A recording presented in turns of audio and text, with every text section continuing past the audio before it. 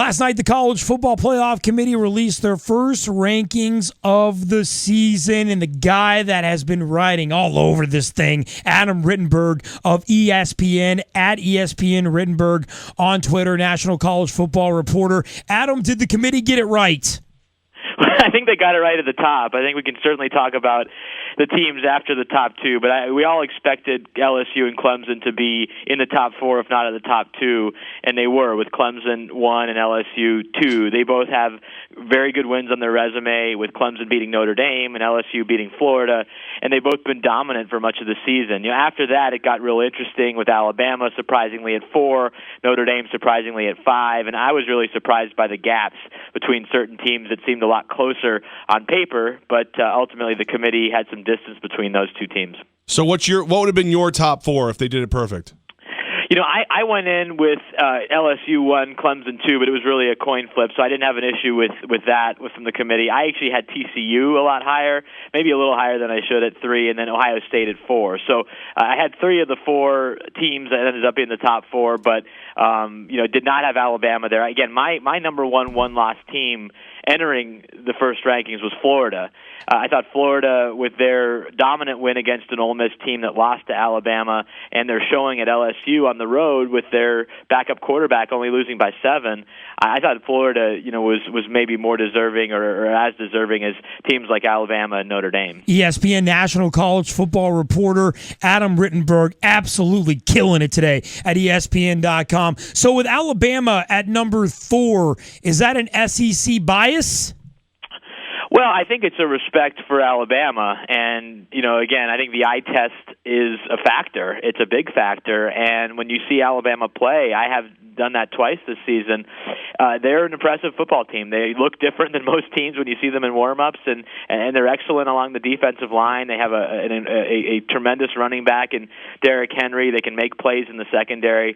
But I think that the committee, again, like they did last year, thinks highly of the SEC West. The only way you put Alabama 4, in my mind, is to justify it with a signature win. Well, they put Texas A&M in the rankings. I didn't expect to see Texas A&M. And why do you put Texas A&M in the rankings?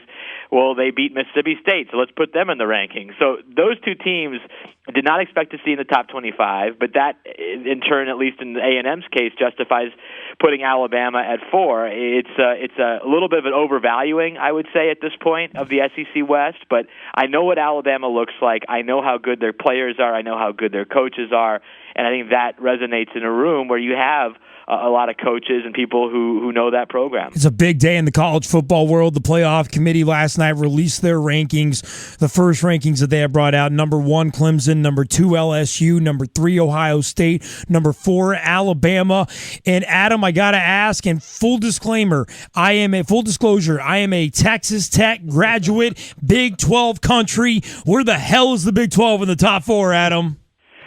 They took a dig at Texas Tech last night. I don't know if you saw that. Jeff Long saying in response to Oklahoma State putting up 70 that, hey, a lot of people score on Texas Tech. So that's kind of a rough statement, especially with Kirby Hocutt, their AD, in the room, part of the selection committee. Again, it goes back to the fact that league has not played its signature games yet, like a lot of leagues. But the Big 12, I think more than any, is backloaded. And I wrote this last night that, it's going to be okay. Breathe for now if you're in the Big 12. Look at your next 4 weeks, beginning this week with TCU visiting Oklahoma State, followed up next week with Baylor hosting Oklahoma, then the 2 Oklahoma schools host the 2 Texas schools, and then TCU hosts Baylor, followed by the Bedlam game, Oklahoma at Oklahoma State. So those are some great matchups that the committee is going to be watching closely, and whoever can come out of that unscathed, I think, has a great chance to make the college football playoff. If they start beating up on each other, it could be an issue, and this is still the thing with the Big 12.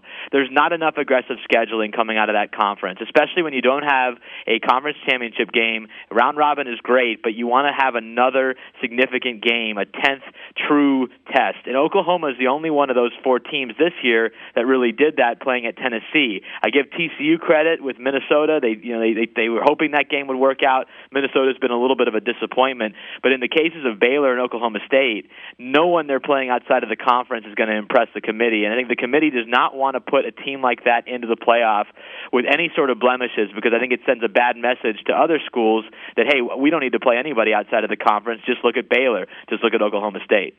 Adam, as we're in year 2 of the college football playoff system, I'm seeing a lot of people are afraid of what the Big Ten could mean nightmare-wise for this system. In what way? In what way the Big Ten is a nightmare? That somehow Michigan could sneak into the championship role of the Big Ten. Well, that would be bad for the Big Ten. Certainly the Big Ten would rather have a championship game featuring 2 undefeated teams. Iowa, is in position to do that because of its schedule. But you're right. If Michigan State were to lose to Ohio State and Michigan were then to beat Ohio State, there's a chance that Michigan would get into the Big Ten championship game. Now, I still think Michigan State, if they're able to win out and not lose again, would maybe get the nod over Michigan as a one-loss team, which would then help the Big Ten's chances. But there's definitely a doomsday scenario which would have Michigan in the championship game and ultimately win the league with 2 losses. That would be a hard team to put in to the playoff. Although the committee could say, you know what, that one loss was so fluky against Michigan State that maybe Michigan is deserving. I would not see that being likely, though. ESPN's Adam Rittenberg, national college football reporter, ESPN.com. Is there a chance a non-Power 5 school like Memphis could break into this top 4? Well, I think so. I mean, again, it's all about conference championships, and we see the respect that the committee has for the SEC. But the funny thing is, Alabama's sitting there at 4, and the team that controls its own destiny besides LSU in the conference is sitting at number 18, and that's Ole Miss. And if Ole Miss wins out as a 2-loss SEC champion, it would present a potential just catastrophe for the committee if Memphis also wins out in the American, because Memphis has the head-to-head win against Ole Miss, and it wasn't a close game. It was a definitive win by Memphis against the Rebels back on October 17th. So I think the committee would be betraying all of its values if it puts Ole Miss, despite being the champion of the SEC, ahead of a Memphis team that it lost to, Memphis also winning its conference championship. So that's the path. Memphis wants Ole Miss to win out. If Ole Miss stumbles once, I don't see there's any chance that the group of 5 gets in the playoff. Last year we saw this top 4 change like every single week. How likely is it that it's very different? Like, who do you think could actually stay in this top 4 all the way to the end? Well, looking at this week, guys, I mean, 3 of the top 4 teams this week are in really meaningful games. You would think Ohio State would be able to get past Minnesota despite not having J.T. Barrett. He's suspended for this week, their starting quarterback. But you look at Alabama and LSU, they're playing. So that's going to affect the top 4. And then Clemson is playing Florida State, a team that has shown it's more than capable of beating the Tigers. So I think there will be change next week, at least with one of those teams, if not 2 or 3, depending on the results. National college football reporter at ESPN.com and a regular on the Championship Drive podcast, also at ESPN.com. Adam Rittenberg, hit him up on Twitter at ESPN Rittenberg, all over the college football playoff committee and selections. Adam, great stuff, man. Thank you so much for your time today. You bet, guys. Thanks for having me on.